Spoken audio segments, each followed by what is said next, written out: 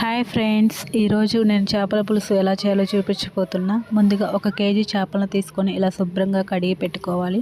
తర్వాత స్టవ్ వెలిగించుకొని ప్యాన్ పెట్టుకొని సరిపడా ఆయిల్ వేసుకోవాలి. ఆయిల్ హీట్ అయిన తర్వాత 4 మెంతులను వేసుకోవాలి. మెంతులు చిటపట్లాడిన తర్వాత ఆనియన్ టొమాటో పేస్ట్ని ఇలా వేసుకున్న తర్వాత అలానే టమాటో ఆనియన్స్ సన్నగా ముక్కలుగా కట్ చేసుకొని ఇలా వేసుకున్న తర్వాత అల్లం వెల్లుల్లి పేస్ట్, కరివేపాకు, పసుపు యాడ్ చేసుకున్న తర్వాత ముందుగా చింతపండు నానబెట్టుకొని ఆ చింతపండు గుజ్జు ఇందులో పోసుకున్న తర్వాత సరిపడ ఉప్పు, కారం యాడ్ చేసుకొని ఈ పులుసు ఇలా మరిగే టైంలో మనం ముందుగా శుభ్రంగా కడిగి పెట్టుకున్న ఫిష్ని ఇలా యాడ్ చేసుకోవాలి.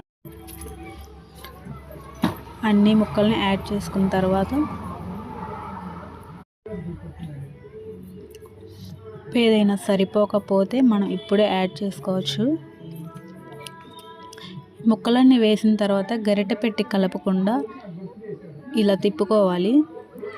5 మినిట్స్ ఉడికిన తర్వాత ఇందులో ధనియాల పొడి యాడ్ చేసుకొని మళ్ళీ ఇలా కుదుపుకోవాలి. ఇందులో మళ్ళీ లాస్ట్లో గరం మసాలా అలానే ఫిష్ మసాలా యాడ్ చేసుకోవాలి. మళ్ళీ ఒకసారి ఇలా కుదుపుకున్న తర్వాత లాస్ట్లో కొత్తిమీర వేసుకొని గార్నిష్ చేసుకుంటే కమ్మకమ్మని